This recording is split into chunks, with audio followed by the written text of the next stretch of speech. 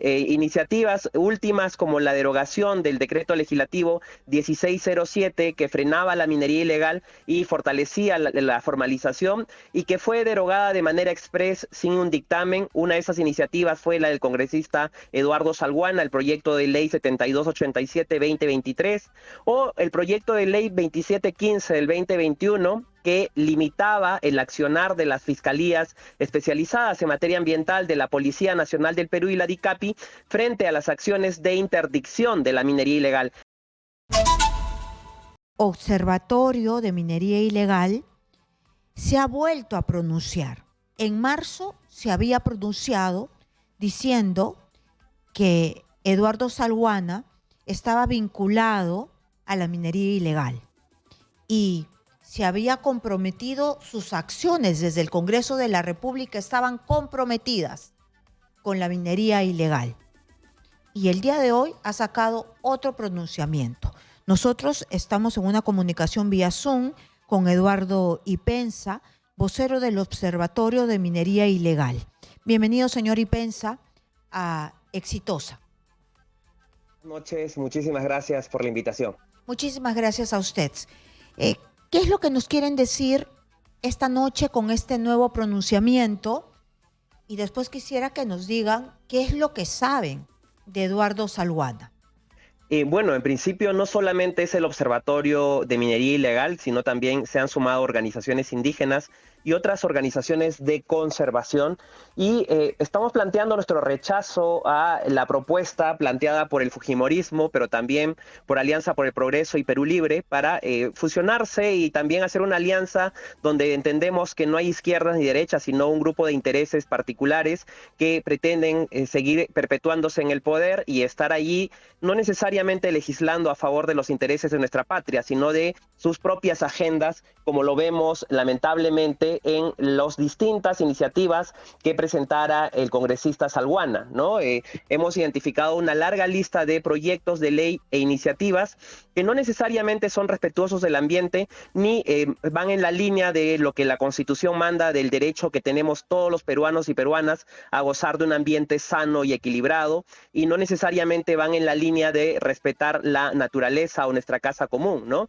Iniciativas últimas como la derogación del decreto legislativo 1607 que frenaba la minería ilegal y fortalecía la formalización y que fue derogada de manera express sin un dictamen. Una de esas iniciativas fue la del congresista Eduardo Salguana, el proyecto de ley 7287-2023, o el proyecto de ley 2715 del 2021, que limitaba el accionar de las fiscalías especializadas en materia ambiental de la Policía Nacional del Perú y la DICAPI frente a las acciones de interdicción de la minería ilegal. Es decir, actualmente las fiscalías pueden destruir maquinaria con la que se ejerce la minería ilegal, y él planteaba que previamente se les otorgue o se consulte con las municipalidades y los gobiernos regionales a fin de entregarles, desconociendo lo reservado del proceso de interdicción, desconociendo lo complejo y peligroso que muchas veces nuestros operadores de justicia, particularmente las fiscalías, se enfrentan en zonas de alto riesgo, incluso han sido amenazados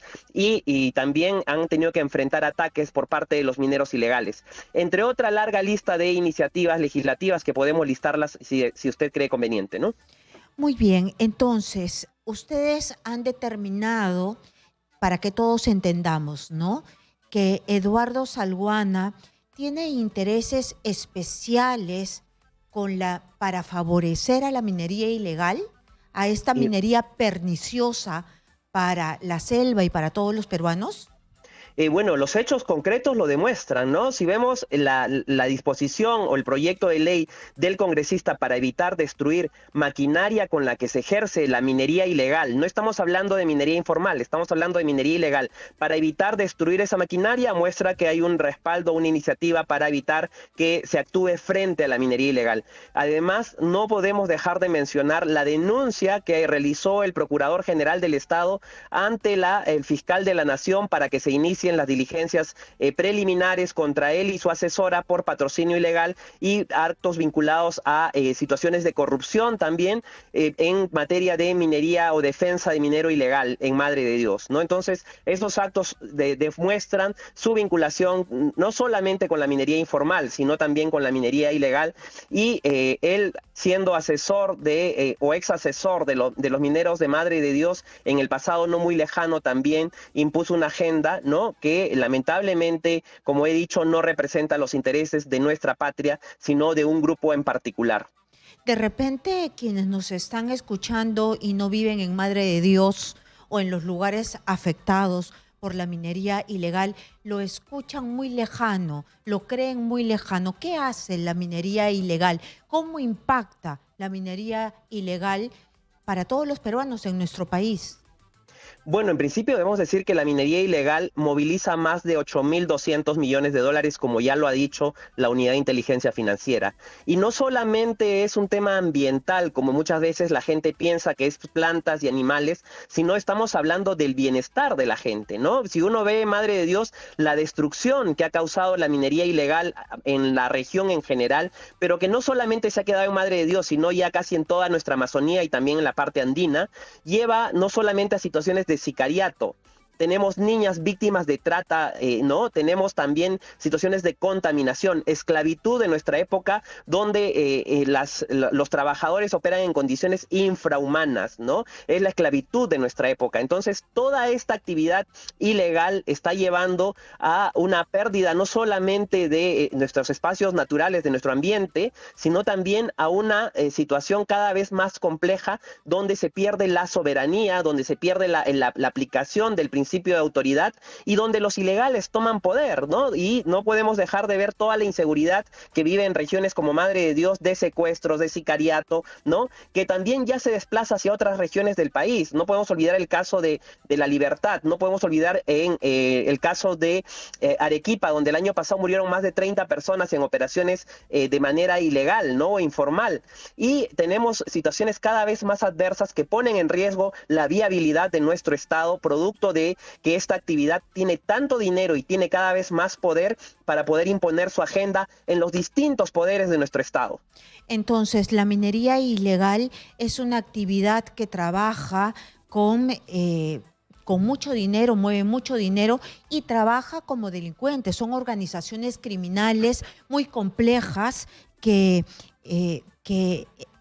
corrompen, son corruptas, que tienen una serie de brazos, ¿no?, en el Poder Judicial, en una serie de instituciones. En Madre de Dios, yo hace unos meses entrevisté a gente del gobierno regional y nos decían: nosotros hay sitios donde no podemos ingresar, es imposible ingresar. Tienen lugares donde simplemente ya el orden se ha perdido, ¿o no?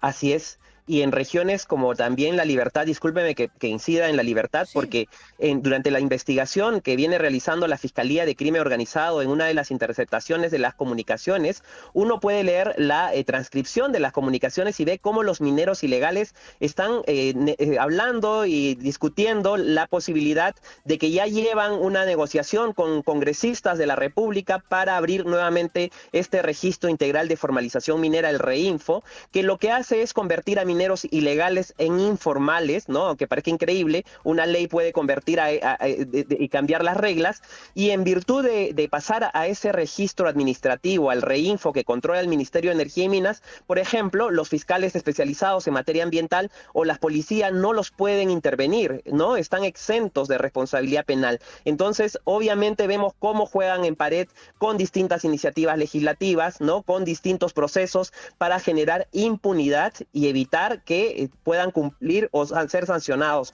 en nuestro marco jurídico. Entonces, todas estas organizaciones criminales, como suele suceder, han llegado a manejar jueces, fiscales, policías con el dinero, y ahora también tienen vínculos y manejan también congresistas, manejan leyes, se apropian de nuestro marco legal, lo usan a su favor.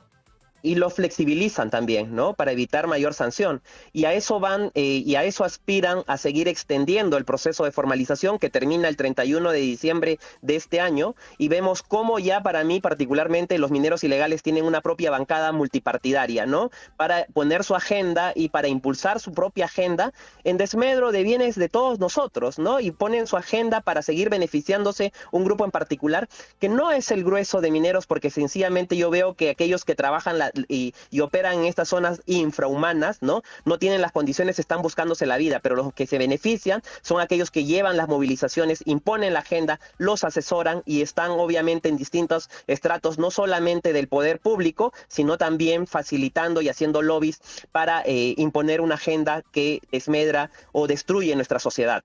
Porque el congresista Saluana, que está acompañado de otro congresista más, dice que en realidad son pequeños mineros que se están ganando la vida y que están aportando al desarrollo del país. Los pinta de otra manera, los presenta de otra manera. Bueno, el 40% de la producción de nuestro oro es de origen ilegal. Y veamos cuánto dinero eso moviliza, ¿no? Ya le dije la cifra de 8.200 millones de dólares que moviliza. Entonces, ¿qué persona pobre o pequeña va a poder movilizar eso? ¿O qué pequeño minero pobre va a poder comprar una maquinaria de 400.000 dólares, por ejemplo, ¿no? Entonces, por favor, no tratemos de distraer o de disfrazar ese discurso de la gente que necesita trabajar también, porque bajo esa lógica también cualquier delincuente tiene que comer o tiene que llevar bienes o recursos a su familia, entonces se lo vamos a permitir, ¿no? Entonces, creo que las autoridades y aquellos que ejercen una función pública y que representan a nuestro Estado tienen la obligación, no la posibilidad, la obligación de defender el interés de toda nuestra patria frente a cualquier interés en particular. Usted me ha dicho que hay una bancada ya de minería ilegal, inmediatamente me hace recordar estos narcocongresistas cuando se hablaba de ellos, ¿no? Entonces, ¿cuál es la bancada de la minería ilegal? Yo no puedo referirme particularmente a ninguna persona, ¿no? Pero simplemente lo que yo solicito es que veamos con quiénes se han reunido los mineros ilegales, no informales, ¿no? A quiénes han sido los más visitados, quiénes han presentado iniciativas favoreciéndole a estos grupos, ¿no? Entonces, no solamente es de una bancada en particular, son de distintas bancadas y todos son los que quieren darle los máximos beneficios a la minería ilegal y seguir disfrazándola de minería informal en el tiempo. Ojo que ya llevamos 22 años del proceso de formalización y se supone que este es un proceso extraordinario para aquellos que estaban operando antes de que existieran las normas. Y esta se ha convertido en la vía ordinaria hoy en día, donde primero destruye e invade y luego recién pide al Estado que te formalice. Ningún sistema de formalización va a funcionar si seguimos en ese camino y aquí perdemos absolutamente todos, ¿no? Porque los impactos que genera esta actividad los asumimos todos nosotros. Entonces, usted ya no hace distinción porque está tan vulnerado, mellado este sistema de reinfo entre minería informal e ilegal, porque las autoridades han dejado que se mezclen. Así es. Y además que no ha habido capacidad de fiscalización. Yo diría, revisemos sencillamente el reinfo y nos vamos a llevar la gran sorpresa de más de 1.000 personas que están muertas y que siguen subsistiendo en ese registro administrativo que debió ser fiscalizado y controlado por parte del Ministerio de Energía y Minas y que no ha sucedido en el último tiempo, ¿no? En Madre de Dios, cualquiera que ve las fotos de antes y después, es un drama, es terrible. Han destruido la Amazonía. Entonces, ¿allí se podría decir que hay informales todavía o todos son ilegales? Es una tierra de nadie. Hay informales y hay gente que ha logrado formalizarse, ¿no? Que quiere hacer las cosas bien. Entonces yo diría, no es un imposible ser formal, ¿no? Entonces están cumpliendo estándares, están cumpliendo normas y el Estado tiene que ayudarlos a seguir avanzando. Pero muchas veces este registro administrativo se ha convertido en un mecanismo de impunidad, porque mientras están ahí, el fiscal no los puede operar y quieren seguir permaneciendo ahí a pesar de no cumplir con todas las obligaciones que el Estado les da, ¿no? Y por eso mismo tenemos un universo de cerca de 80.000 y ya el Ministerio de Energía y Minas nos ha dicho que a fines de este año tendremos unos 20.000 mineros formalizados. Es muy sencillo hacer cruce de información, es muy sencillo usar los sistemas de información de SUNAT, con los que están inscritos, con lo que están vendiendo el mineral, para darnos cuenta que esto es un mecanismo de impunidad y que evita el control del Estado y que nos están robando a todos nosotros, los peruanos y peruanas, y estamos permitiéndolo, ¿no? Y Madre de Dios, por ejemplo, se ha convertido en la región de mayor consumo de hidrocarburos, sabiendo que este combustible está subsidiado y todos nosotros estamos subsidiando esta actividad ilegal e informal a nivel nacional, ¿no? Para hacer un recuento, ¿no? Porque usted nos ha dicho que Salguana, para no salir de este nombre que es peligroso porque lamentablemente todo apunta que va a ser el próximo presidente del Congreso, y algunas veces cuando tú eres, o siempre cuando tú eres presidente del Congreso, tienes la posibilidad de poner en agenda las leyes que quieres. Entonces, claro, ese es el peligro. Bueno, va a priorizar los temas de su agenda, ¿no? Y no podemos dejar de mencionar, por ejemplo, el proyecto de ley 3777 del 2022, presentado por este congresista, que establece un régimen para otorgar nuevas concesiones en Madre de Dios, ¿no? En las zonas permitidas para la actividad minera, pero sin ninguna salvaguarda, ¿no? Lo que vamos a tener en la práctica es que mineros que tienen mayor poder van a hacerse esas concesiones y luego van a invitar a terceros a trabajar y a cobrar regalías, como usualmente sucede en Madre de Dios. El proyecto de ley 07287 del 2023, que deroga la disposición transitoria del decreto legislativo 1607, que evitaba la incautación de dinamitas y sinceraba el reinfo, también fue una iniciativa del congresista Salguana. El proyecto de ley 2715-2021, que limita o limitaría el rol de las fiscalías especializadas en materia ambiental de la Policía Nacional del Perú, de la DICAPI, para destruir maquinaria de origen ilegal. El proyecto de ley 89-4-2022, que fue aprobado luego y conocida como la ley antiforestal, ¿no? Luego tenemos el proyecto de ley 4587-2022, que busca quitarle competencias al Servicio Forestal y de Fauna Silvestre y entregarlas al gobierno regional, que en la práctica, con en materia de bosques locales, es un mecanismo también para lavar madera de origen ilegal. Luego el proyecto de ley 6259-2023, que propuso la construcción de trochas carrozables que iban en contra de los pueblos indígenas en situación de aislamiento y contacto inicial. Todas estas iniciativas, como ejemplo, ¿no?, nos muestran que no necesariamente se legisla a favor de la protección del ambiente o en favor de nuestra patria, ¿no?, en particular. Entonces, yo simplemente quiero dejar de constancia esto, y los únicos responsables son esa bancada multipartidaria que se ha denominado así, ¿no? Porque para mí creo que podríamos discutir mucho de los términos, ¿no? Y aquí también, si uno dice qué pasó con el fujimorismo, sencillamente ellos saben y dicen que son obedientes, ¿no?, respetuosos, y ya la señora Keiko Fujimori había dicho que no respaldaba esta posición. Bueno, nada se hace sin que ella dé la venia, ¿no? Entonces creemos que esto no es gratuito, que esto es un trabajo colaborativo, no de izquierdas ni de derechas, sino de un grupo en particular, para seguir imponiendo su agenda en desmedro de los intereses de nuestra patria, lamentablemente. Ha quedado clarísimo, muchísimas gracias. Hemos estado con César Ipenza, vocero del Observatorio de Minería Ilegal. Muchísimas gracias por estar aquí. Y remarco algo que ha dicho el señor Ipenza, que claro, esta lista 1 cuentan todos los que están aquí, han dado la venia para que todas las bancadas, por supuesto, han dado la venia para que Eduardo Salguana y todos sus, digamos, la cola que trae, la mochila que trae, los anticuchos que trae, las perlas que trae, las han aceptado, sabiendo que tiene todo esto en contra de nuestra Amazonía. Regresamos rápidamente después de esta pequeña pausa comercial. No se muevan de Exitosa.